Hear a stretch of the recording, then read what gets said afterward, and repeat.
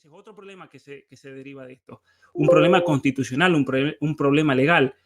Ya deja entonces de ser el criterio para el gobierno, para el desarrollo político legal de una nación, la misma constitución de un país, y se la reemplaza por la Agenda 2030 como el principio rector y guía de la vida de una nación, de la vida social, económica, política y legal. Lo cual es una barbaridad. Y yo creo que muchas veces la gente abraza sin querer la Agenda 2030 y no se da cuenta que hay un problema fundamental de fondo. Hay un problema en cuanto a la legalidad de lo mismo. Hay un problema en cuanto al derecho internacional, por ejemplo.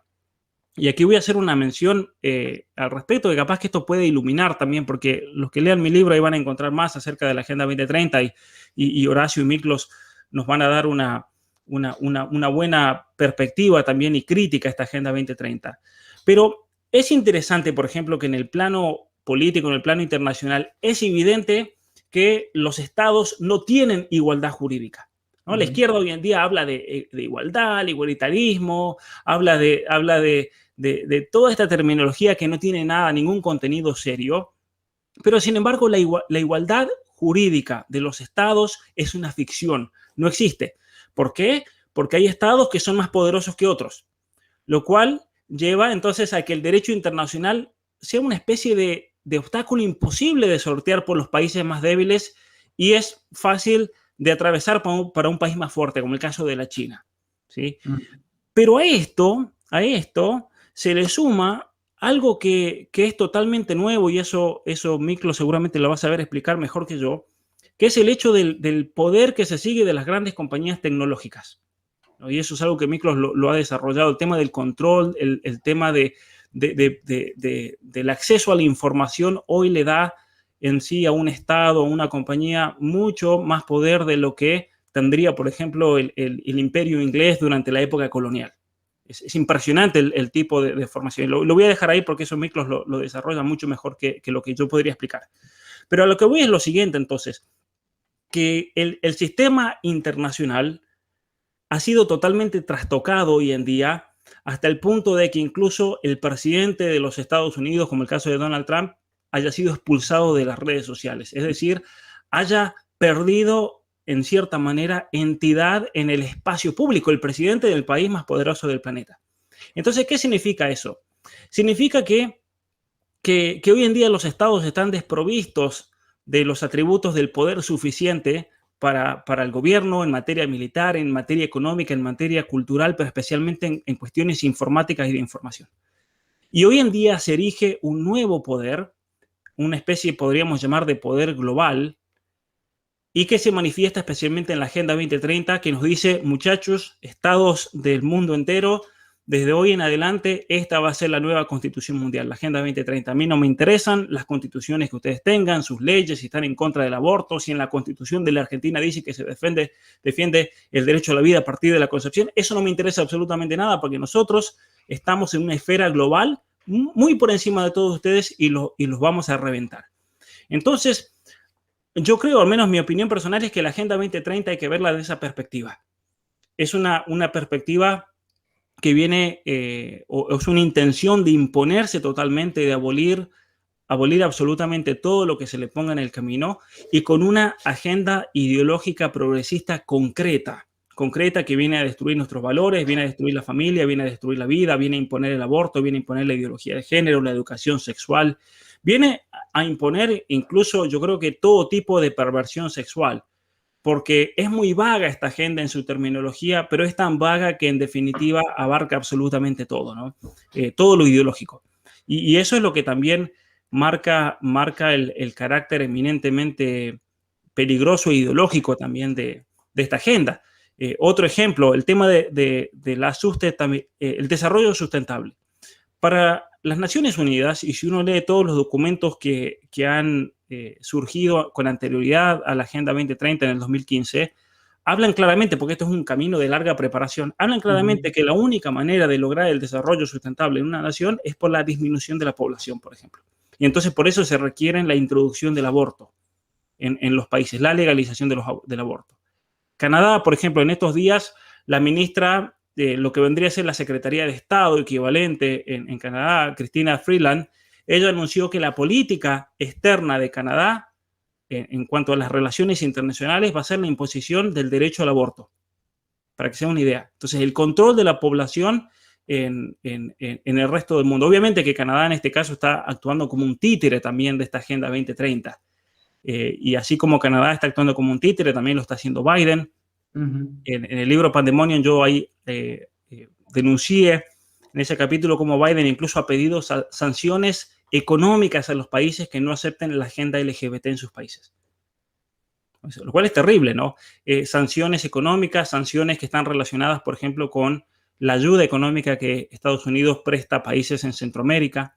Entonces yo creo que esto es una situación terrible, y lo peor de todo es que yo no veo que los políticos en general en nuestros países, en Hispanoamérica, se estén preparando y estén actuando en contra de esta embestida globalista. Al contrario, están abrazando la agenda sin ningún problema. En la Argentina, por ejemplo, vemos que Juntos para el partido de Frente para Todos, obviamente que ideológicamente está totalmente alineado, pero quien introdujo la Agenda 2030 en la Argentina fue el presidente Macri por un acto incluso oficial, lo oficializa. Y en ese momento nadie se dio cuenta que en realidad lo que Macri estaba haciendo era reemplazar la Constitución argentina por la Agenda 2030. Porque en definitiva, en cuanto a los efectos, es eso lo que hizo. Porque si la Agenda 2030 va a ser el principio rector para el gobierno de una nación, entonces ya está, fue la Constitución, no sirve de nada. Así que simplemente quería comentar eso. Muchas gracias. Muchas gracias a vos, Pablo. Vamos a pasar ahora a Miklos, más o menos con la misma pregunta, que él nos comente qué ve en la Agenda 2030. Le estaba por comentar eso mismo que acaba de hacer, que me decían que en el chat estaban pidiendo Cheque. que encendiera. Así que bueno. Bueno, Miklos, ahí Pablo tocó varios temas. Para mí lo que es la Agenda 2030, como él bien introdujo, va a hablar de globalismo, básicamente, o de la promoción del globalismo. Eso es lo fundamental. Y dentro de lo que es la promoción del globalismo hay muchísimas aristas.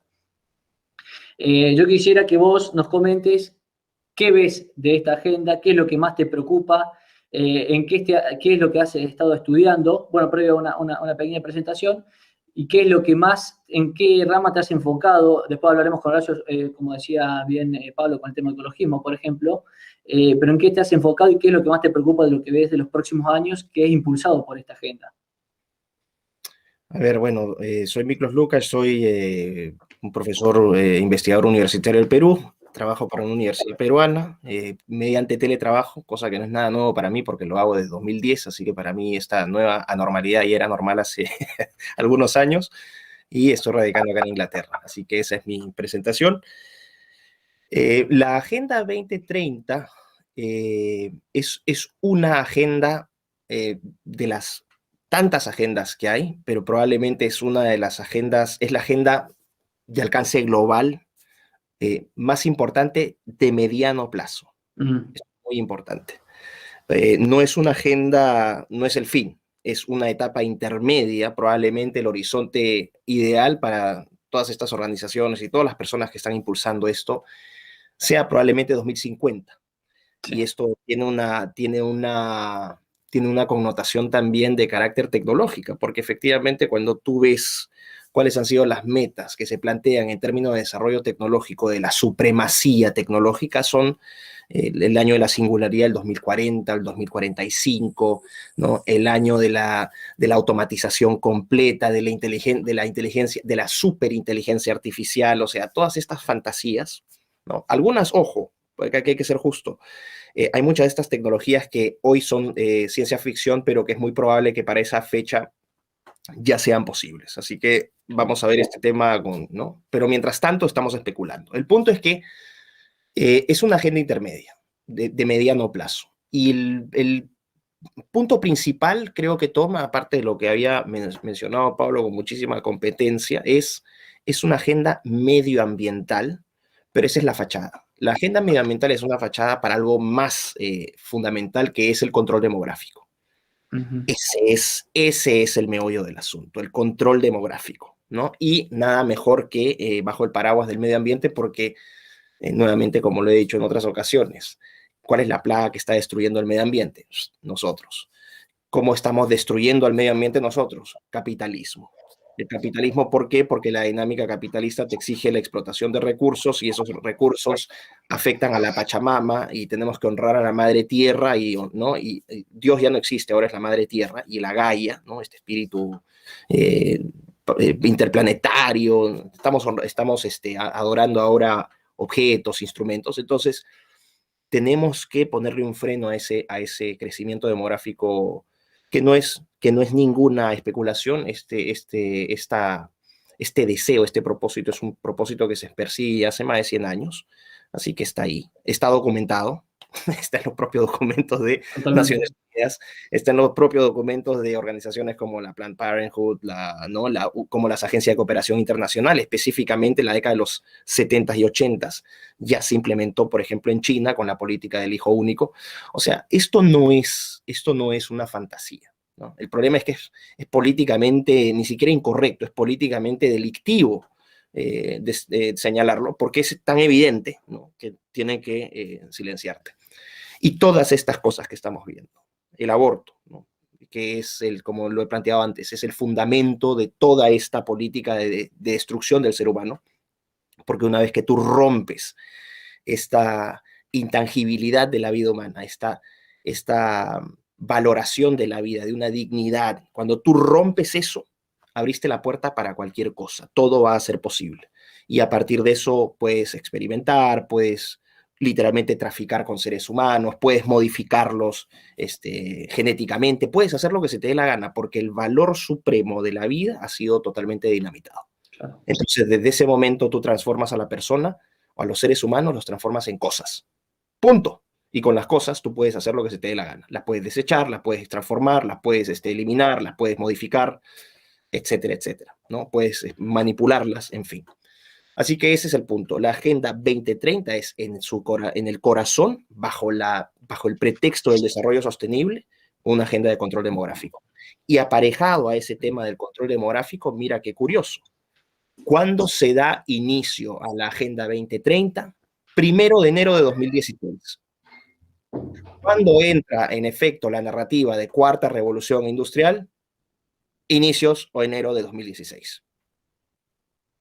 O sea, estas cosas no son, uy, qué coincidencia. No, en estas cosas no hay coincidencia, porque van de la mano. Para materializar los objetivos, que son un arroz con mango, porque te sueltan desde derechos humanos, género, deportes, amor por la naturaleza. O sea, es realmente una ensalada de conceptos abstractos que no te dice absolutamente nada. Es tan abstracto que puede significar todo y nada a la vez, pero siempre vas a encontrar las palabritas: desarrollo inclusivo, desarrollo sostenible, igualdad, equidad, tolerancia, justicia social, género, inclusivo. O sea, siempre las mismas payasadas, una tras otra y tras otra.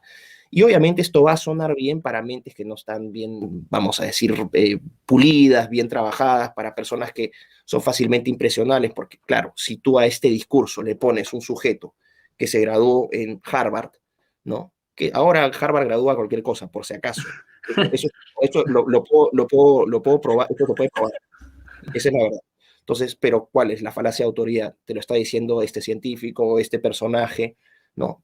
Ahí entra la dinámica de por qué se condecoran tanto entre ellos, porque es una forma de darse legitimidad también, de avalar esa autoridad. Entonces, ves a cada payaso, pues, con no sé cuántas condecoraciones que parecen estos generales africanos, pues, con su papagayo acá. Nunca han peleado una guerra, pero están más condecorados por todas partes. Eso lo que les da es legitimidad, supuestamente, a ese discurso. Pero esta agenda del desarrollo sostenible necesariamente va acompañada de la agenda tecnológica. Todo lo que se haga, y esto es un punto que tiene que ser entendido por todas las personas. ¿Y cuál es la acción? No se puede entender lo que ocurre hoy, nada, si es que no incorporas el elemento científico-tecnológico. Así de sencillo. No va a tener sentido, va a sonar a conspiración, va a sonar a ciencia ficción lo que uno está diciendo. Uy, sí, pero ¿por qué están controlando? Bueno, ahí está la ectogénesis, por ejemplo, ¿no? Empezar a fabricar seres humanos literalmente en biobolsas. O ahí está la fabricación de espermatozoides a partir de células madre. Ya no necesitas al hombre. Y así vas, estos avances en biotecnología, cuando empiezas a conjugar, por ejemplo, biotecnología con inteligencia artificial para la síntesis de proteínas. proteínas que, bueno, para no entrar en una clase de biología, pero las proteínas son las moléculas que nos hacen funcionar el cuerpo en general. ¿Okay? Todo se hace casi por proteínas, enzimas, proteínas de músculo, o sea, células, etc. Cuando tú fabricas proteínas, tú puedes fabricar proteínas con fines súper específicos, a nivel molecular, a nivel atómico. Súmalo a la nanotecnología, puedes empezar a modificar vida humana, a crear nuevas formas, a crear nuevos materiales sintetizados desde un laboratorio. Y esto obviamente te abre todo un panorama. Pero ¿cuál es el punto? Y con esto cierro. La Agenda 2030, entonces, es una agenda que bajo la máscara del desarrollo sostenible es una agenda orientada al control demográfico, es una agenda orientada a facilitar la nueva normalidad, va aparejada con esta supremacía tecnológica, que va acompañada de la demolición de los estados-nación, porque ¿cuáles serían los principios? Como lo puse en un post de Instagram, lo pueden ver: centralizar, verticalizar el poder, digitalizar las relaciones, automatizarlas, es decir, que lo hagan bots. A partir de eso, medir la obsesión por la métrica, la sociedad biométrica, la sociedad sociométrica.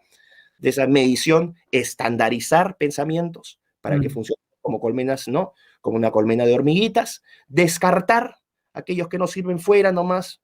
No hay problema, se fabrican o no sirven para nada. Ya rompiste esta idea del principio de valor. Y finalmente eso apunta a controlar totalmente, ¿no? Porque ese es el objetivo, control sobre la población, control demográfico a través de esta supremacía tecnológica con el pretexto del medio ambiente. Y con esto ahora sí cierro, prometo. Por favor, estudien, a todas las personas que están viendo, edúquense en materia tecnológica. Edúquense en materia tecnológica. Aprendan qué tecnologías están funcionando hoy. Tecnologías convergentes, lo buscan en X buscador. Traten de no usar traten de usar DuckDuckGo, que es el mejor, y empiecen a informarse. Eso. Muchas gracias, Miklos. Ahora vamos a, de todas maneras, como les explico, vamos a retornar un poco, vamos a seguir conversando, a hacer preguntas. Pero bueno, pasamos un poco, Horacio, para que, bueno, te introduzcas también brevemente, te presentes y nos cuentes qué ves en particular de esto que plantea Miklos, digamos, cuyo uno de los pasos es justamente para llegar a esa agenda es centrarse en el ecologismo. Esto, Miklos siempre habla de que se va hacia un poshumanismo, ¿no, Miklos? Entonces, hay que centrarse un poco ahora, priorizar, como decía él, a la madre tierra. Ese es el nuevo Dios a adorar. ¿Qué pensás de esto, Horacio? ¿Cómo ves la agenda ecologista? ¿Cómo viene promocionándose? ¿Cómo viene actuando? ¿Cuáles son los fines más próximos que tiene? Bien, en primer lugar, muchísimas gracias por la invitación. Para mí es un honor poder compartir este espacio tanto con vos, Eric, como con los caballeros aquí presentes, que todos saben que a mi humilde criterio han sido los principales exponentes de los cuales tanto me he nutrido. Mi presentación es muy breve, soy miembro fundador de la Fundación Libre, soy escritor, ya está saliendo en este momento, ya está en imprenta mi libro, que son 10 ensayos conservadores, y trabajando en mi próximo libro, que es la tesis principal en desmitificar todo lo que gira en torno al ecologismo junto a mi socio Ignacio Bosler, y también soy el papá de la niña más linda del mundo, así que ahí empezó y acabó mi currículum. Ahora, entrando leyendo al campo de las ideas, que es lo que realmente interesan en este punto, bien han hecho una introducción que el fondo de la discusión aquí es esencialmente en términos de control demográfico. Ahora, las formas y los modelos varían. Como uno trata de cada vez que le toca exponer no repetir argumentos porque sé que resulta a veces hasta redundante para la gente que normalmente no se escucha, voy a tratar de utilizar nuevos conceptos, pero es necesario hacer la misma introducción de siempre porque si no se pierde la esencia del pensamiento. Muchas veces se piensa que los problemas de fondo se reducen exclusivamente a la izquierda y que solo la izquierda es el mal emergente que va a acabar con la civilización occidental, lo cual en parte es cierto, pero no se tiene que asociar necesariamente esa izquierda de un marxista guerrillero, porque Marx ha muerto y la propia izquierda lo ha matado, sino a esa izquierda jacobina, a esa izquierda racionalista, verticalista, igualitarista, que desde la razón creen que son capaces de rediseñar el tejido social. En ese sentido, lo que se tiene que entender es que detrás del ecologismo hay un proyecto cientificista, pero que enfrenta dos modelos que voy a exponer al final. Pero estos dos modelos coinciden en un punto esencial. ¿Cuántas veces se ha escuchado que el control demográfico es una política de izquierda porque lo establece Stalin en 1920, olvidándose que luego la propia Unión Soviética retrocede al ver el efecto devastador de lo que fue el invierno demográfico allí en Oriente? Sin embargo, se olvidan de que en realidad el control demográfico empieza en 1916 en América, particularmente en Nueva York. A partir de allí se van a empezar a ver una serie de conferencias a nivel mundial. Pienso en este momento de 1927, que tenía como presidente de acta a Margaret Sanger y que luego siempre se enarbolaban en conceptos de ciencia. Como bien explica el profesor Miklos Lukács, hay que saber diferenciar lo que es la ciencia del cientificismo, como hay que diferenciar la ecología del ecologismo. Porque en esencia, el cientificismo como el ecologismo son las expresiones ideológicas. Ahora, esta idea enarbolada, entre comillas, en la ciencia, establecen un postulado que, si bien algunos dicen que tiene su origen malthusiano, en esta idea de decir, bueno, hay un crecimiento exponencial de seres humanos, pero los recursos no son infinitos, tiene una particularidad que es lo que a mí me interesa indagar. Para esto voy a citar rápidamente a 3 autores para que la gente después los pueda buscar y chequear por sí misma la información, porque los tiempos son tiranos. Todo esto comienza particularmente en 1946 y las fechas son muy importantes porque ¿cuántas veces han escuchado, y creo que en esto Pablo Muñoz tiene bastante experiencia en sus debates, decir, porque tal filósofo griego era vegano, porque tal filósofo del modernismo era ecologista? Falacias. ¿Por qué son falacias? Porque son errores anacrónicos. Ya el concepto de ecología es un concepto totalmente moderno, rozando lo posmoderno, porque de hecho el concepto de ecología termina siendo reconocido en la comunidad científica en 1930 y se termina politizando en 1960, porque en 1960 es cuando surge una marea propia de una revolución de izquierda, pero una revolución que ya no era esa izquierda en base al proyecto positivo de construcción que podría tener el comunismo. En términos de Lyotard, el comunismo, el liberalismo, el iluminismo, el cristianismo apuntaban a la construcción de un determinado tipo de sociedad. Ahora, en la posmodernidad es la destrucción por la destrucción misma, es la revolución constante. Por eso van a ver que caen constantemente en contradicciones los progresistas posmodernos, porque en esa idea de la revolución por la revolución misma, de repente tienen que incluso empezar a deconstruir sus propias luchas. Y allí se puede ver claramente el ejemplo del feminismo, que hoy está más preocupada porque un hombre gane una competencia deportiva de mujeres que por ayudar a una mujer en una situación de embarazo vulnerable. Volviendo al tema del ecologismo, ya empezamos a ver que las conferencias a nivel global se empiezan a politizar, particularmente cuando aparece la ONU. La ONU viene a ser un gran precursor de lo que es el control demográfico, porque incluso es la que permite la aparición de la IPPF. De hecho, IPPF existe instancia de la ONU cuando permite la fusión de American Planned Parenthood con organizaciones feministas de la India. ¿Qué característica tiene esta idea? Esta idea tiene 3 autores principales, remito a lo que dije previamente. William Bogg, Garrett Hardin y Paul Ehrlich. Los 3 autores que escriben en simultáneo, década de 1940, 1950 y 1960, confluyen en que en realidad los recursos del planeta Tierra son recursos finitos. Y de hecho hay una particularidad, porque Paul Ehrlich apostaba que ciertos minerales iban a terminar desapareciendo por el abismal consumo del hombre, y de hecho 10 años después tiene que pagar su apuesta cuando se demostró que no funcionaba así el mercado. Pero eso es materia de otra conferencia. Volviendo a la cuestión del control demográfico, está siempre esta idea de los recursos son finitos. Y estos 3 autores tienen una particularidad. Reconocen que ya ha habido un proceso de contaminación por ciertas naciones. Ellos no escriben para América, ellos no escriben para China, ellos escriben para América Latina, para África, para India. Ellos escriben para ciertas partes de Europa. Porque ellos lo que están diciendo es, las naciones del primer mundo ya se poblaron y ya contaminaron. Y eso es lo que permitió el proceso de industrialización y crecimiento económico. En una carrera comercial, ellos se posicionan en primer lugar. Lo que ellos están diciendo es, si las naciones del tercer mundo emulan ese sistema, la catástrofe va a ser inevitable.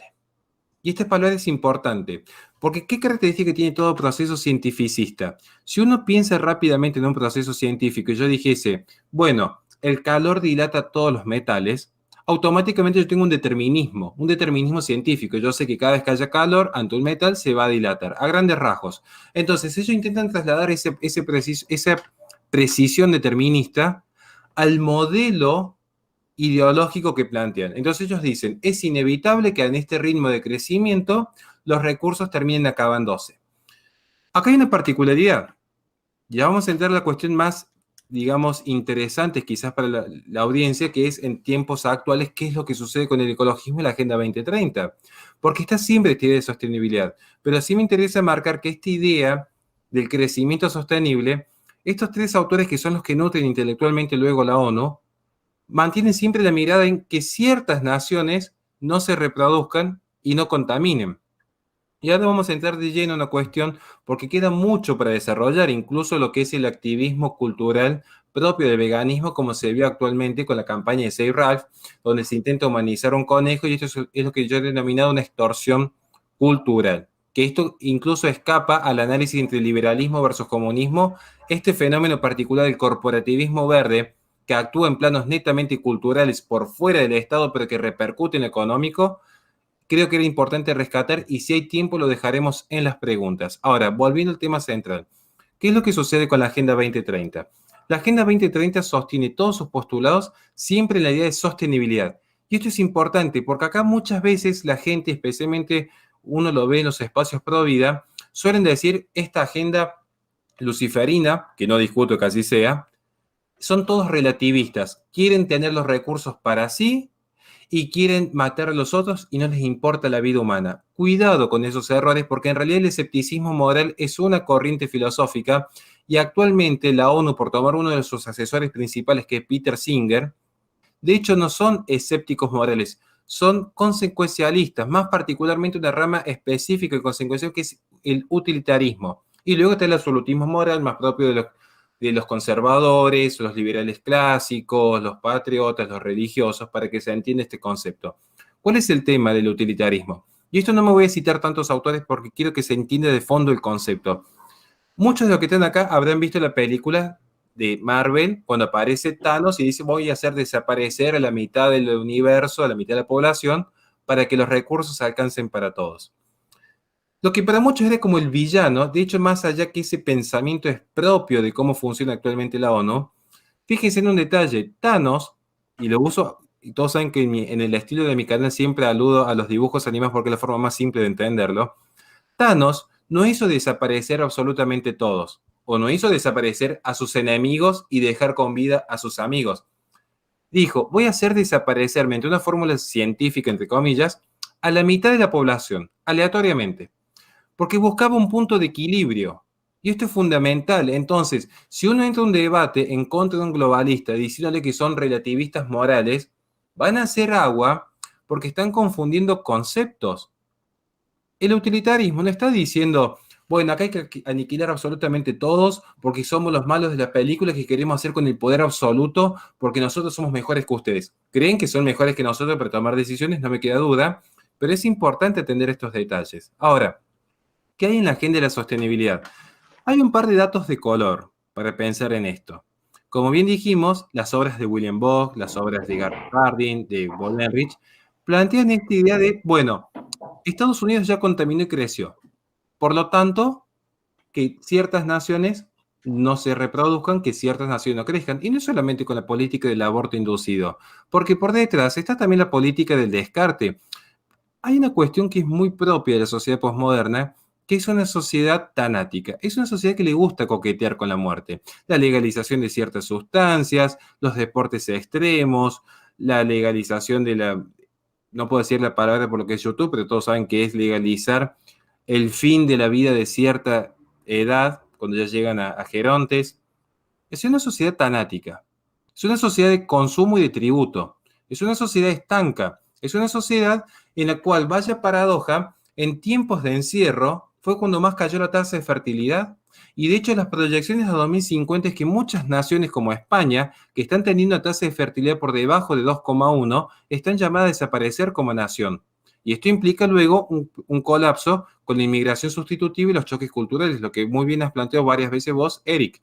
Entonces, Acá ya para no extenderme, porque sé que va a haber muchas preguntas al respecto luego, sí quisiera decir, en este proyecto de la Agenda 2030, donde se está viendo colapsar algunas naciones, donde otras iban a prosperar, se ven tres grandes potencias enfrentadas, pero que comparten claramente el mismo objetivo, un objetivo de control demográfico. Pero no confundan, porque esto es muy común ver en los debates en redes sociales, creer que son todo lo mismo. Porque de hecho, el proyecto político del metacapitalismo de Bill Gates no es para nada compatible en algún punto con el proyecto político globalista de la ONU, con el imperialismo chino y su crecimiento predatorio, como se ha visto con Hong Kong, con Tíbet, con Birmania.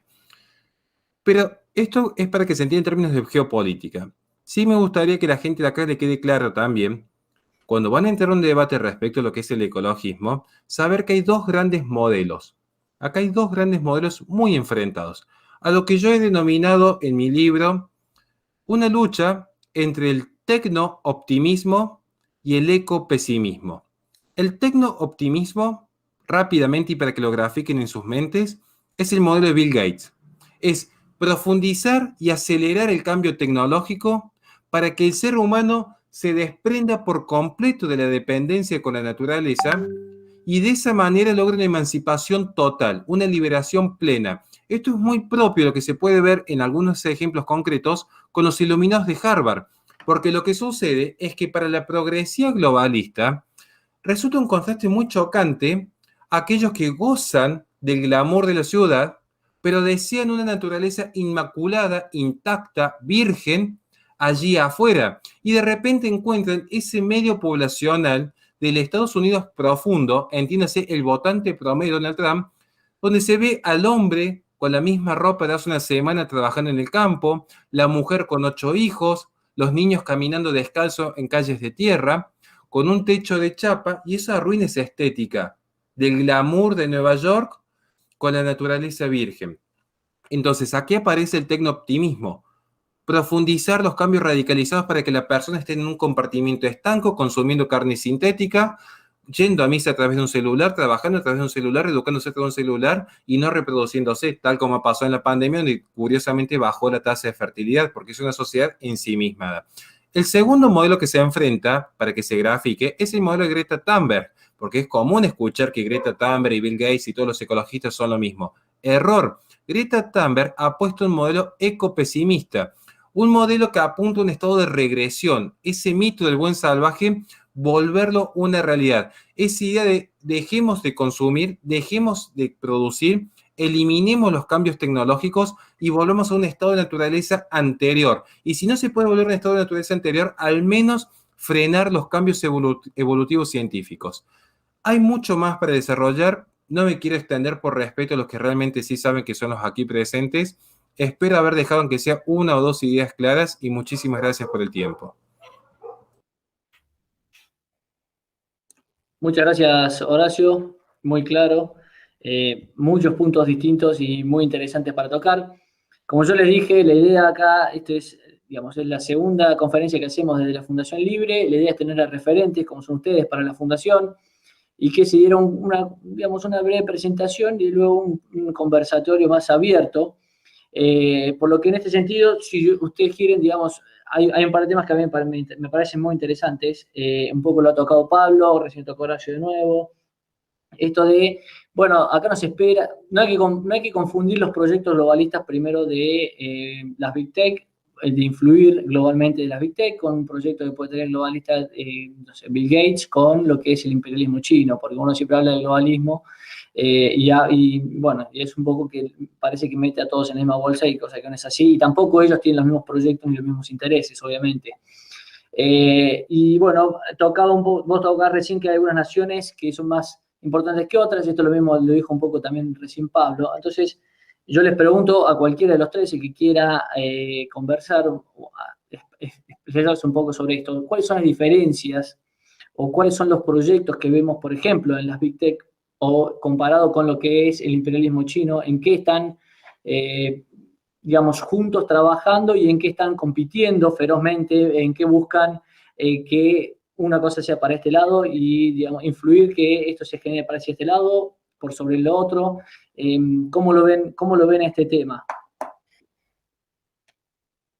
Miklos, no sé si querés... No, tranquilo, no. Sí, yo no tengo ningún problema, no tengo Bien. ningún problema. Vamos a ponerlo, antes de responder ¿no? la pregunta o el comentario, muchísimas gracias a toda la gente que está viendo el vivo. Gracias realmente a la gente de Nos que nos ha mandado un saludo, fuerte abrazo. A todos los que han puesto el cactus también. Y de paso, a ver si difunden este vivo, lo distribuyen con sus amigos, para que tengamos más gente. Y a ver también si se ponen una manito al bolsillo, los que puedan, obviamente, porque sabemos que la cosa está apretada. Pero aquellos que tengan un billetito así, colaboran con Fundación Libre, porque los muchachos están haciendo una batalla bien brava. Así que, ¿no? Eso simplemente como para poner un poco Gracias, Miklos. Como decimos en Perú, desahogo. Bueno, a ver, ahí es cierto. Creo que uno de los problemas que teníamos hasta hace poco era que todo se reducía a ciertos villanos.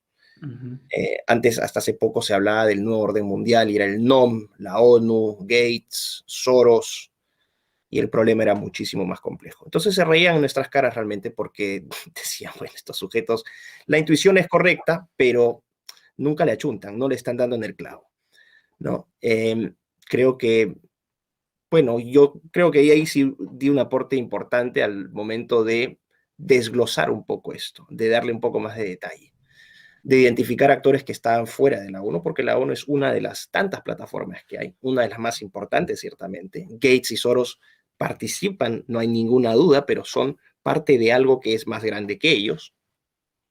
Esta idea de que no solamente es un programa de supremacía tecnológica y a través de un control social que se da en Occidente, sino que nada puede ser entendido en el contexto actual sin China. Por ejemplo, no me voy a expandir porque si no, no terminamos nunca, pero vamos a decir la Agenda 2030, con esta Agenda 2050, que es una agenda tecnológica. Piensa en el programa, ¿no? En el plan de la nueva ruta de la seda que mantiene China, que está planificada hasta el año 2049, ¿no? Y China tú no puedes entender el mundo de hoy si no incluyes a China. China es un país, es la segunda economía más grande del mundo, a este ritmo en 15, 20 años va a ser la primera, si no es antes. Es un país que es líder tecnológico, ¿no? Cosa que tiene mucha importancia hoy para determinar cuáles van a ser las posiciones a nivel de dominio internacional en el futuro cercano. Es un país que tiene un poder militar que en el peor de los casos es disuasivo, o sea, ni siquiera las grandes potencias militares se atreverían a entrar con China porque saben que van a salir no arañados, sino bien golpeados. Entonces, China tiene un poder de disuasión. China tiene una característica que no tenía hasta hace 5.000 años de historia, que es una política expansionista. Por primera vez en su historia, Xi Jinping es un líder chino que proyecta a China hacia afuera. Y China nunca se proyectó hacia afuera. Ni siquiera, para aquellos que les interese la historia china, recomiendo leer Historia China. Durante la dinastía Yuan, que es la dinastía de los mongoles, porque los mongoles conquistaron China. Ni siquiera en ese periodo, cuando los chinos, la dinastía Han, que es la dinastía dominante, fue dominada por los mongoles, que fue una dinastía que duró aproximadamente poco más de 100 años, fueron los mongoles los que llevaron su poder expansionista, pero vamos a decir, la dinastía local nunca quiso expandirse más allá de sus fronteras. En el siglo XV, por ejemplo, hubo expediciones grandes expediciones marítimas desde China, que fueron por el estrecho de Malaca, entraron por el Océano Índico, llegaron a la costa este de África, Tanzania, ¿no? El gran almirante Shen He, ¿no? O Shen He, no sé cómo se pronuncia, Z-H-E-N-G, Shen He. Llegaron hasta las costas con 300 navíos, y esos navíos eran 7 veces más grandes que las galeritas esas que tenían ¿no? Que cruzaron América con Colón. O sea, la Pinta, la Niña, la Santa María eran botecitos salvavidas comparado con estos monstruos que había en China. Y trajeron y llevaron especímenes, llegaron jirafas, llevaron elefantes, todo esto está documentado históricamente. ¿Por qué hago este preámbulo? En primer lugar, para que estudien historia, porque les permite entender mejor lo que está ocurriendo, les permite entender mejor un país, nos permite no cometer errores infantiles al momento de evaluar ciertas medidas o temas de mentalidad. Y desde ese tiempo China se volvió a aislar. Es ahora entonces con Xi Jinping donde empieza esta expansión. Y esta expansión... Si me permitís, Miklos, un solo comentario de ello que mencionaba justo ahí. No sé si es precisamente del libro, pero un libro que me pareció muy bueno sobre esto es China, de Kissinger, ¿no? Que menciona exactamente eso que vos acabas de contar. No sé si lo habrás leído precisamente ahí, pero bueno, a modo de recomendación, China de Henry Kissinger es un muy buen libro sobre este respecto. Acá de contar eso, Miklos, él lo menciona y bueno, después obviamente menciona el resto de la historia de China y bueno, él ha sido uno de los grandes descubridores, ¿no? De China desde Occidente. Perdón, la interrupción, seguimos, Miklos. No, cortito también para que no me digan muy figuretito, para que hagan mis amigos también. Vamos a plantearlo en estos términos. Eso es importante porque refleja un cambio de mentalidad que es milenaria.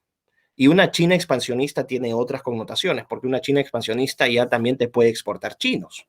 Y cuando tú tienes 1.400 millones de personas y, por ejemplo, vas a África y metes 200 millones, ojo, considerando la diferencia demográfica entre hombre y mujer, porque aquí se ven los efectos cuando el hombre mete mano en políticas de natalidad, cómo la naturaleza le responde a estas torpezas del ser humano.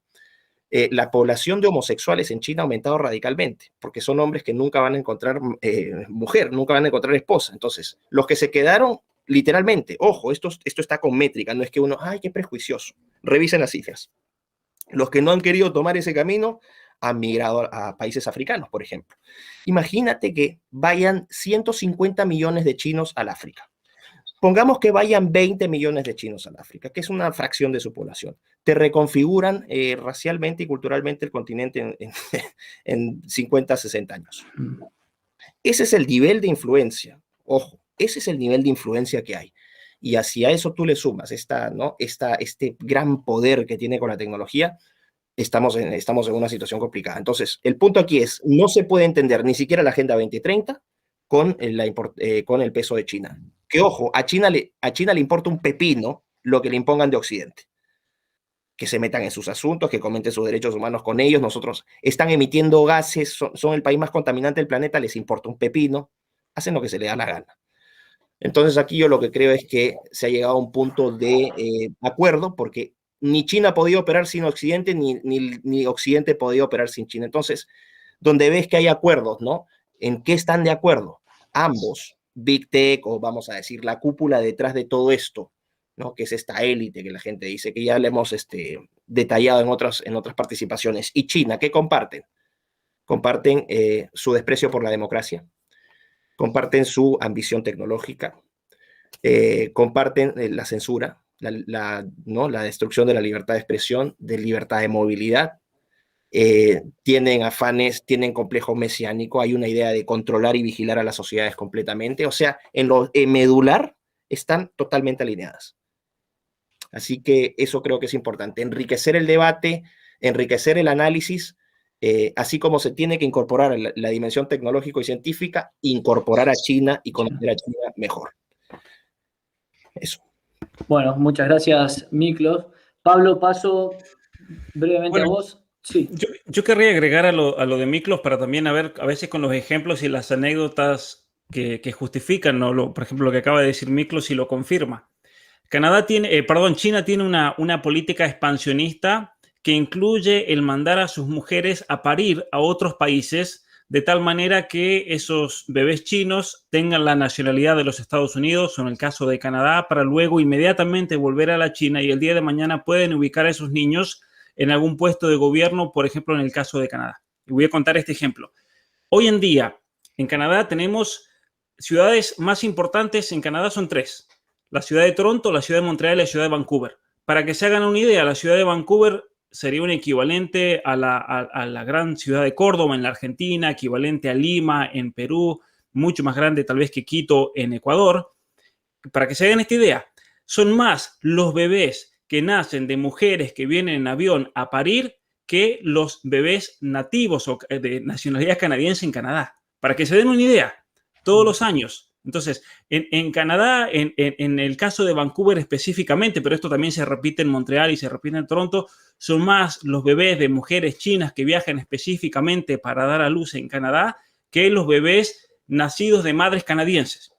Ahora, ¿qué implicancias tiene esto? Porque esta es una política que comenzó a hacerse en la época de cuando se hace un gran convenio entre Mao Zedong, que fue el que lidera toda la revolución cultural china, y Pierre Trudeau, el papá de Trudeau.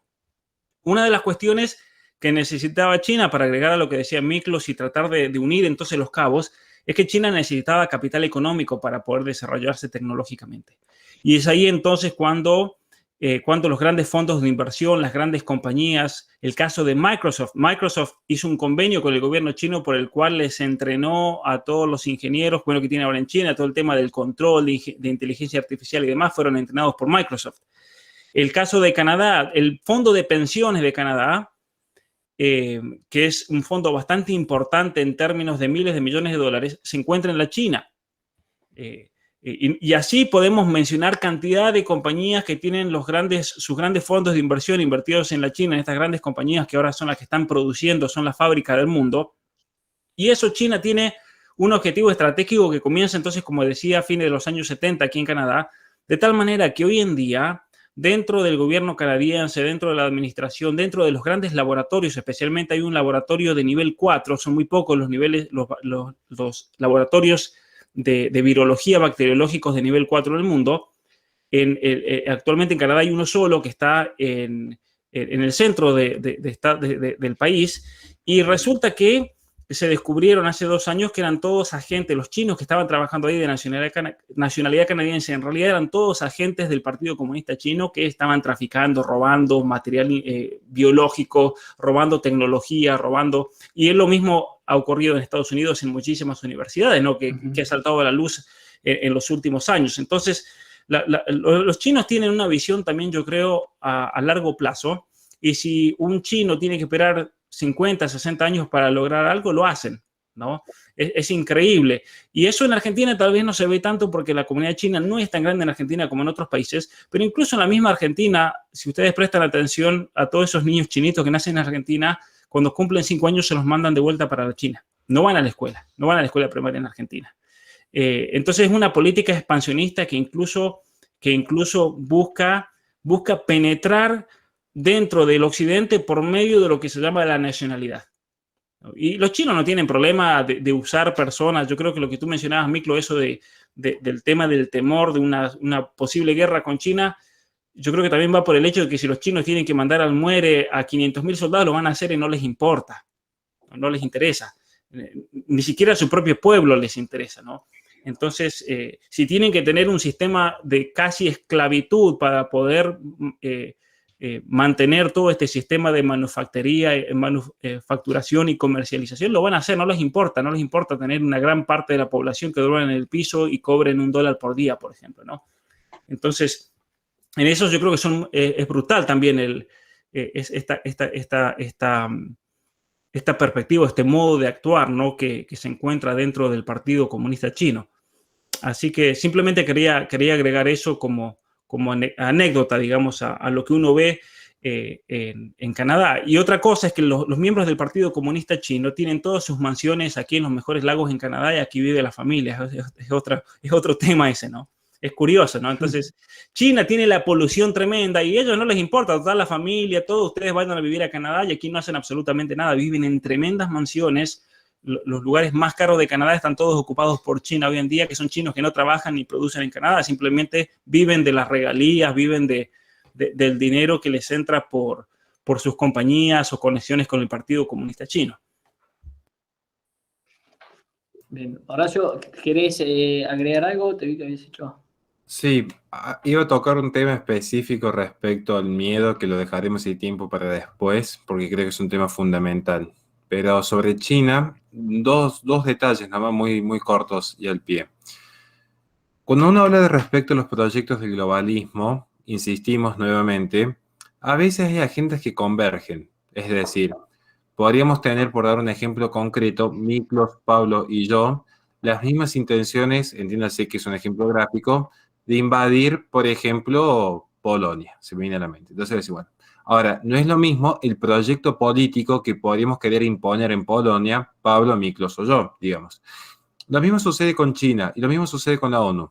Porque en esta agenda de la sostenibilidad, fíjese en un detalle no menor, este año tenía un punto de convergencia recalcado y sobreactuado, podríamos decir, la presencia de China en la Cumbre Climática 2021. Curiosamente, una de las principales voceras que tiene el ecologismo, que es Greta Thunberg, porque todos saben que el ecologismo en el fondo es una religión por todos los componentes que hacen a una religión. Entonces también tienen sus profetas. Entonces, la profeta del ecologismo, que es Greta Thunberg, no se hizo presente este año en la cumbre climática. Y tiene una razón de ser, porque este año China venía a presentar proyectos de modificación de los objetivos que ya no eran 2030, sino a 2050. Con una particularidad. Hay un proyecto que se inicia en 2015 a instancia de la ONU, que muchos lo conocerán, que buscaba eliminar hacia el 2050 la mitad de la energía producida por recursos fósiles. Es decir, se buscaba que al 2050 el mundo consumiese tanto en un 50% energías fósiles como energías limpias o renovables. Y esto tiene una particularidad muy especial. El principal foco de energía hacia el 2050 se apuntaba que fuesen la energía solar, pero la construcción de los paneles solares requiere de 17 metales extraños. 17 metales extraños que no voy a estar en una clase de geología en este momento, para eso está el libro justamente, pero que implica que que es difícil conseguirlos. No es fácil su distribución, no es fácil su producción, no es fácil su extracción. ¿Quién tiene el 70% del dominio global de la producción de estos 17 metales extraños necesarios para generar energías limpias? China. Un dato de color. El tercer país que posee un 10% de la producción de estos metales extraños es Birmania.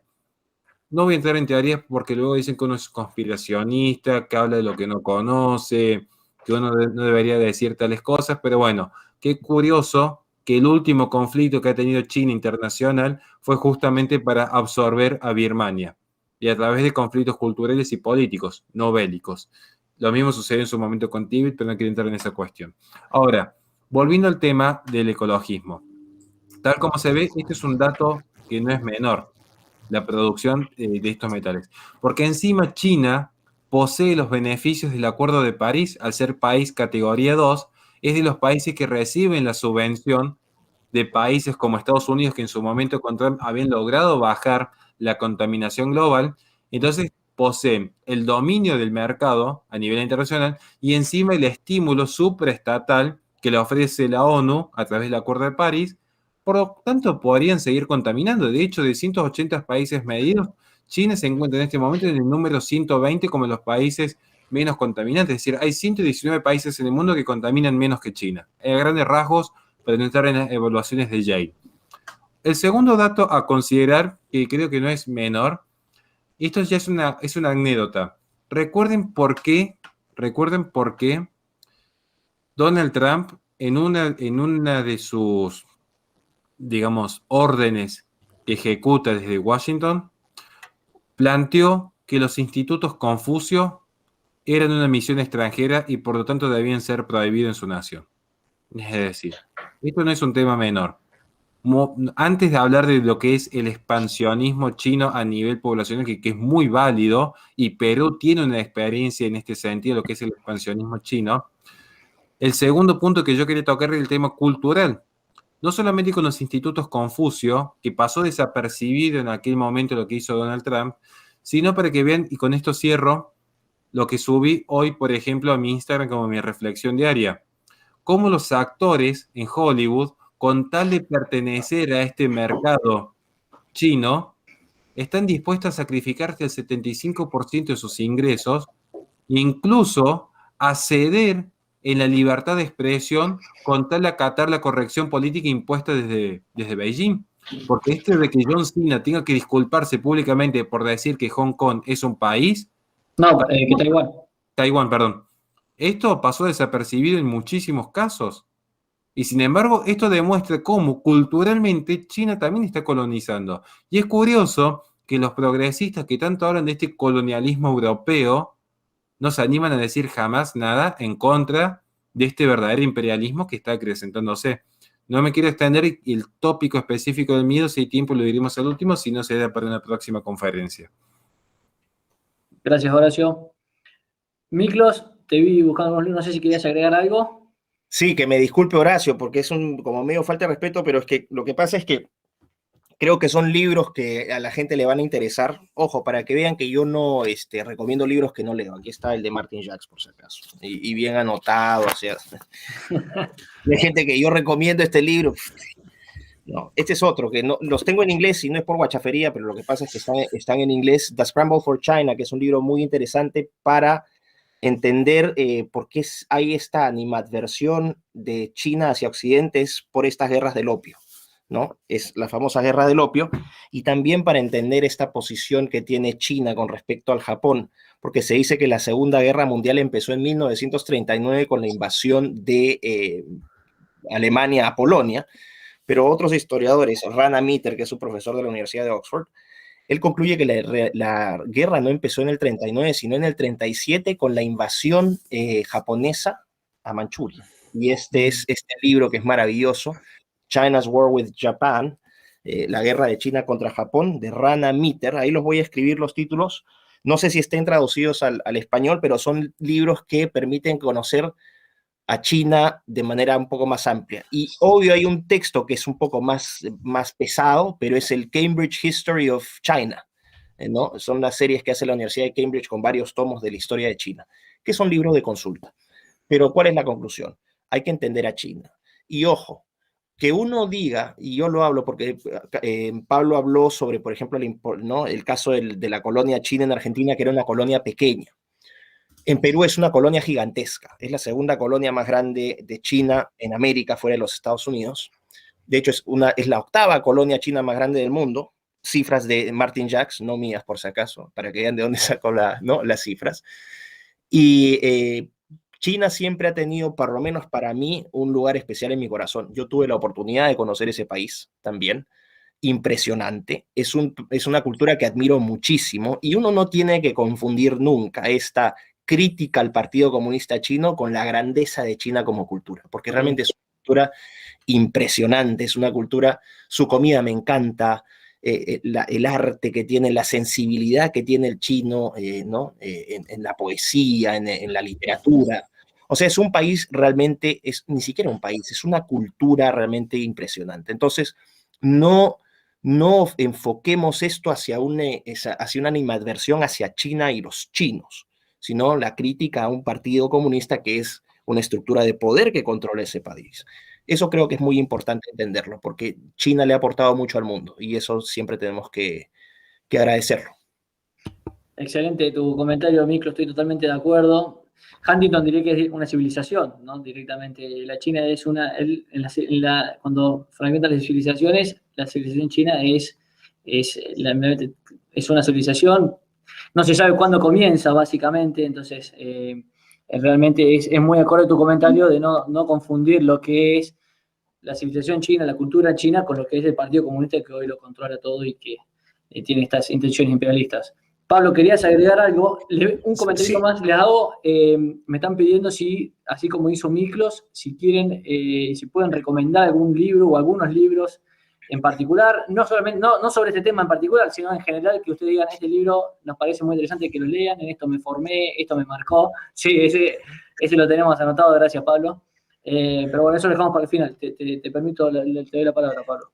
Simplemente ahí conectando también lo de las tecnológicas y el Partido Comunista Chino, haciendo esa salvedad que hace Miklos, es interesante cómo hay un sistema operativo en China que se llama, así como está la Gran Muralla China, existe la Gran Muralla, le vamos a llamar cibernética, The Great Firewall, que le llaman en la China, que es el sistema operativo por el cual China censura absolutamente todo. ¿Y quién lo construyó? ¿Quién se lo armó? ¿Quién le proveyó de todos los ingenieros, de toda la logística, les entrenó todo? Bill Gates. Es interesante, ¿no? Pero no solamente eso, porque mucha gente dice, yo tengo amigos, tengo una hermana en la China, entre paréntesis, y dice, no, pero acá Google está censurado, no se puede usar Google. Es verdad, pero la otra compañía que le ayudó al gobierno chino a armar el sistema de control y censura fue Google. La tercera compañía fue Yahoo y la cuarta compañía es otra compañía de almacenamiento y demás informática que se llama Cisco. Fueron las grandes 4 informáticas que asistieron al gobierno chino sabiendo todo el tema del control, sabiendo la censura, a sabiendas de lo perjudicial que iba a ser, gracias Miklos, lo que iba a ser para la vida, ¿no?, de los ciudadanos. Yo creo que lo que dice Miklos tiene un sentido enorme porque hay una convergencia en cuanto a ese deseo de control y ese... yo creo que ellos tienen una soberbia tan grande que han adquirido, un Bill Gates, por ejemplo, una actitud paternalista en el sentido de decir yo sé mucho mejor que ustedes cómo vivir la vida. Y hablando del tema de la condecoración que decía Miklos, es interesante, ayer estaba leyendo un diario de Noruega, tengo una compañera de la universidad que está ahora enseñando en Noruega y me dice, mira Pablo, el escándalo que ahora en Noruega es el escándalo.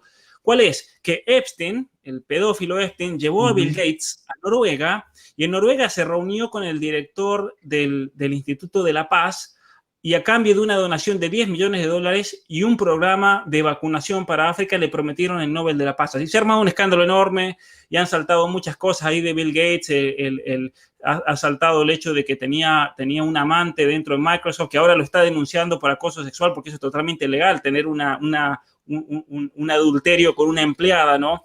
Y esa fue la verdadera razón por la cual en realidad lo echaron de Microsoft a Bill Gates en el 2016. Él dijo, no, me voy a dedicar a la filantropía con Melania. Bueno, y ahora se han divorciado porque está saliendo toda la luz, ¿no?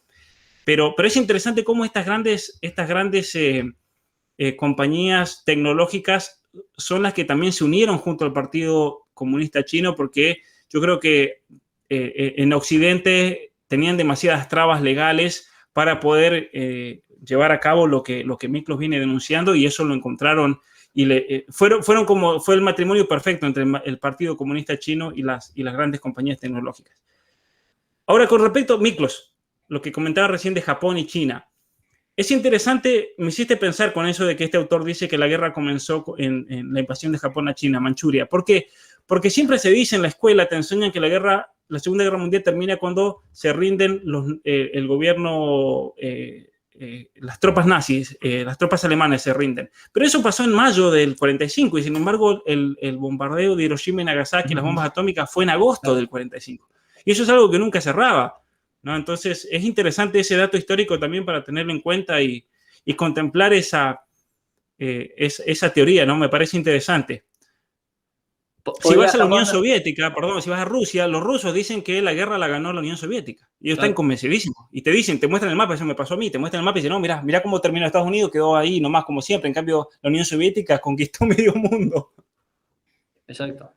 Y además mucha gente ha dicho que la izquierda permaneció, o el comunismo permaneció siendo el comunismo en detrimento de lo que fue, digamos, a pesar de que cometió peores asesinatos que el nazismo, por ejemplo, y sin embargo hoy se lo puede reivindicar tranquilamente porque, en teoría, porque ganó la guerra, ¿no? Entonces siempre se ha reconocido eso, no, como ganó la guerra, ellos han podido imponer su relato. Cosa que yo no adhiero, porque yo creo que el relato se lo impone por querer imponer el relato, básicamente, por digamos, la historia la cuenta quien la quiere contar, quien la quiere escribir. Pero siempre se ha dicho eso, que como ellos ganaron la guerra, bueno, entonces el comunismo ha podido mantenerse así impune, ¿no? Horacio, no sé si querés agregar algo más, si quieren mostrar algún otro libro, algo en particular, recomendar algo más para la gente que está escuchando esto de la Fundación Libre, que es un think tank que estamos, como les decía, haciendo el segundo relanzamiento, básicamente. Si quieren añadir algo más, y si no, bueno, ya estamos hace una hora y cuarto conversando, así que como Horacio, no sé si quieres decir algo más. Algo muy breve para no abusar del tiempo, porque creo que vale la pena realmente escuchar a Miklos y Pablo. Voy a hacer algo muy sencillo, voy a recomendar un par de libros para no quedarme atrás del resto de mis compañeros y camaradas, y luego voy a hacer una reflexión muy breve de no más de 2 minutos, simplemente para que la gente se quede pensando. Como siempre saben, y lo aclaro ahora en vivo nuevamente, yo no soy referente, yo no soy intelectual, ni soy ejemplo de vida, yo simplemente me dedico a transmitir lo poco que he recibido en la vida. Aclarado hasta eso. Libros a recomendar. En primer lugar, esto que es muy bueno, Atrapado en el cuerpo equivocado, de Pablo Muñoz Iturrieta, un libro espectacular que no puede faltar en ninguna biblioteca. La joya de mi biblioteca, que fue la que cambió mi forma de entender la sociedad y el mundo, es Las bondades del pesimismo, de Roger Scruton, que de hecho lo termino comprando como una anécdota, porque estábamos en Chile en una beca con Eric Cameron y él me dijo, mira qué interesante autor, a vos te va a gustar Horacio. Yo no lo conocí en ese momento y gracias a Eric lo compré junto a otros libros y realmente cambió mi forma de entender. No me acordaba, Horacio, pero me alegro.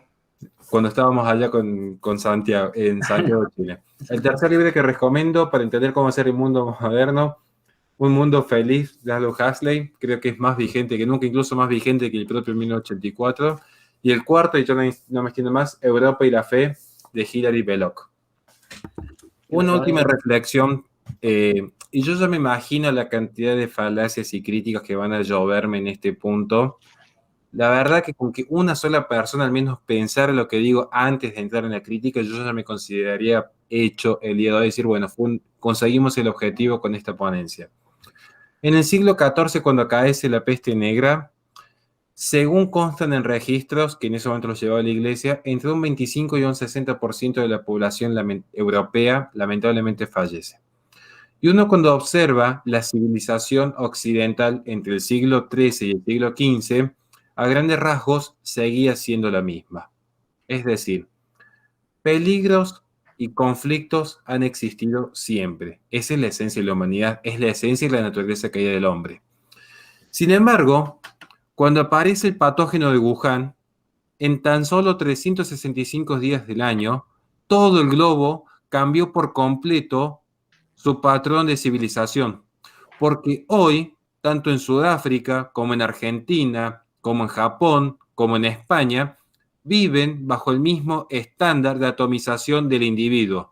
¿Y por qué se da este fenómeno? Porque es una sociedad intrascendente, porque cuando el hombre tiene un sentido de trascendencia, no teme a la muerte, porque de hecho cuando uno tiene un por qué morir, tiene un para qué vivir, pero en una sociedad tanática que ha coqueteado en forma histérica con la muerte, de repente siempre quisieron vivir al límite, siempre quisieron vivir consumiendo y produciendo cada vez más, siempre se creyeron homo deus, un hombre que ya era un verbo creador, un hombre que ya no era una creación de la naturaleza o de Dios, es una discusión secundaria, pero lo cierto es que el hombre, con ese espíritu revolucionario heredado de Francia, creía que desde la razón era capaz de crear un mundo a su gusto y antojo. Y sin embargo, los tres grandes miedos seguían allí vigentes, el miedo a la muerte, al otro y a la naturaleza.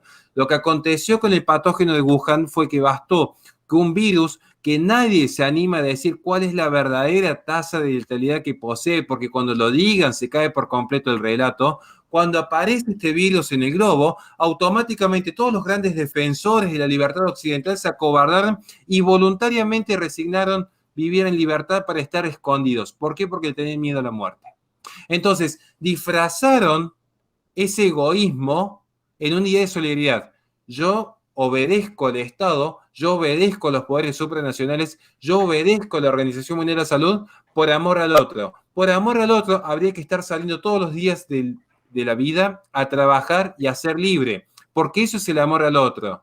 Y no andar escribiendo quédate en casa desde un iPhone porque uno es un empleado público o porque uno tiene la subvención de impuestos alemanes para comer medialunas. Por eso es muy fácil para algunos decir quédate en tu casa.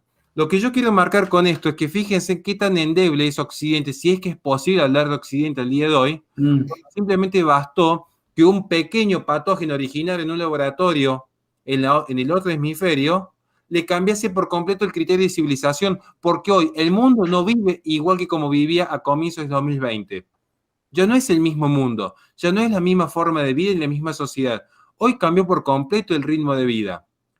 Y de hecho, para que se entienda este fenómeno, nadie se animó tampoco a decir públicamente el cálculo costo-beneficio, porque si vamos al caso, en Argentina, una de las mayores tasas de muerte se origina justamente por accidentes automovilísticos. ¿Y quién propondría cerrar las fábricas de auto y cerrar las calles y las rutas para salvar la vida? Porque es un hecho que nacemos para morir. Pero ¿saben por qué? Porque es una sociedad que no tiene un sentido de trascendencia. Y no estoy hablando solamente de la religión, porque yo tengo un por qué morir, y lo que yo tengo por qué morir lo ven siempre atrás mío, la mano de mi hija y mi Cristo. Yo tengo un por qué morir, pero no voy a imponerlo a otro. Cada uno sabrá el por qué morir, por su familia, por un sentido de trascendencia, porque simplemente desean vivir en libertad. Pero en una sociedad que estaba acobardada, Una sociedad que pasó toda su vida transitando en ser meras unidades de consumo y de tributo. Si no estaban consumiendo, estaban tributando. Cuando de repente vieron que el día de mañana no podían abrir sus ojos, se dieron cuenta que había sido un desperdicio su existencia. ¿Y saben quiénes realmente fueron los verdaderos baluartes de lo poco que queda de Occidente, que hoy es más un museo que una realidad viva? Aquellos hombres que no pertenecen a los círculos iluminados de Harvard, sino que están en el estado profundo. El campesino, el almacenero, el taxista, la madre de familia, que simplemente quiso dos cosas elementales: que el Estado no le esté regulando hasta con quién se acuesta, y que a su vez no venga ningún profesor degenerado a imponerle miedo a sus hijos o idioteces en torno a la identidad. Porque en el fondo hay dos grandes motores en la vida social de la persona: el entusiasmo y el miedo. El entusiasmo se ve mucho en materia empresarial, el sí se puede, la mentalidad de tiburón, el vos podés ser quien vos desees. Esto es muy común. Y en política, el miedo. Si no me votas a mí, vuelven los otros. Si no seguís este camino, sos parte del problema.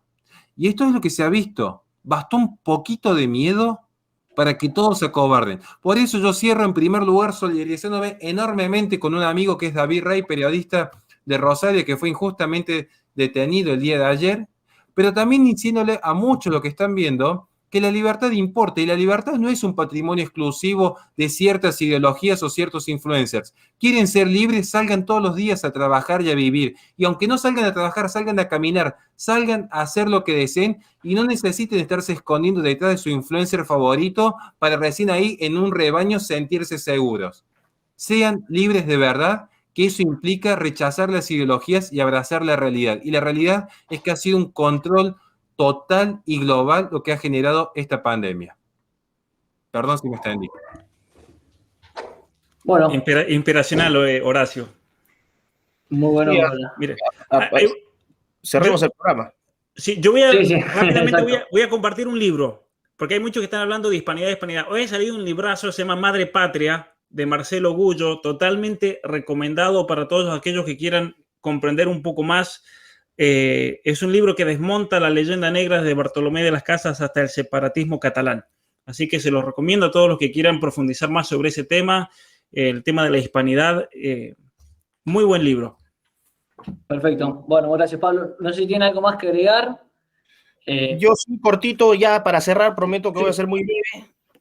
Gracias, Pablo, te dije, aquí está, hermano, ya le segunda promo, esto ya tiene otro precio, esta promoción ya tiene otro precio interno, ¿no? Están muy bien, por favor, compren los libros de Pablo, cuando salga el de Horacio también, apoyen a todos los amigos, Fundación Libre, todavía no se ha acabado el chat, así que si tienen ahí unos chivilines, una donación para los muchachos, y nada, lo que ha dicho Horacio creo que es la mejor manera de ponerle un envoltorio a todo lo que de lo que hemos hablado, que al final fue 2030, China, inspiración, batalla, o sea, al final todas estas tertulias, y esa es la magia de estas tertulias que van tomando forma propia y camino propio.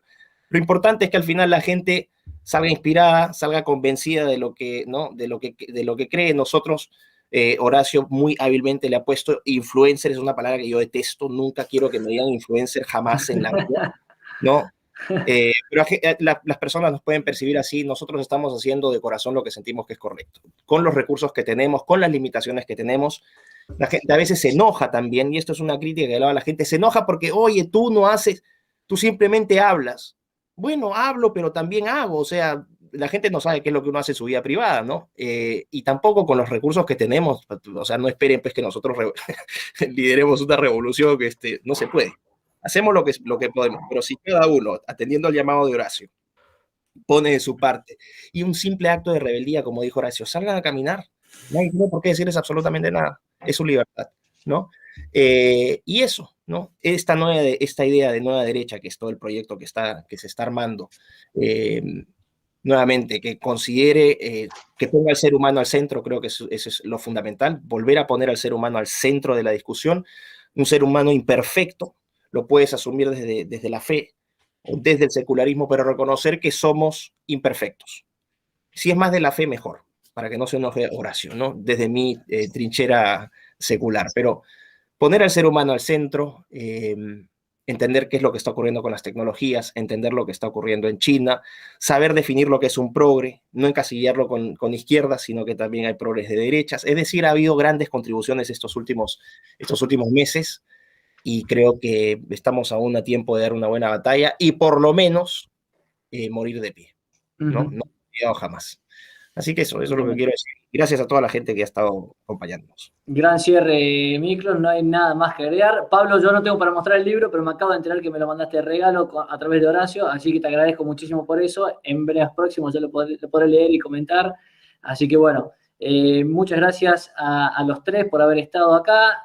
Como les dije, esto es el segundo relanzamiento que hacemos de la Fundación Libre. La idea es seguir teniendo conversaciones permanentemente, activar la Fundación Libre. Muchas gracias, Miklos, por tu pedido de donaciones. Es cierto, la Fundación se sustenta de eso. No hay grandes donadores, nada. Simplemente acá es microfunding con lo que se pueda. Con eso vamos trabajando. Así que bueno, ustedes son algunos referentes de la Fundación, por eso están acá en este relanzamiento. Y bueno, les quería agradecer mucho a ustedes y a la gente que ha estado del otro lado escuchando. Y un abrazo grande para todos.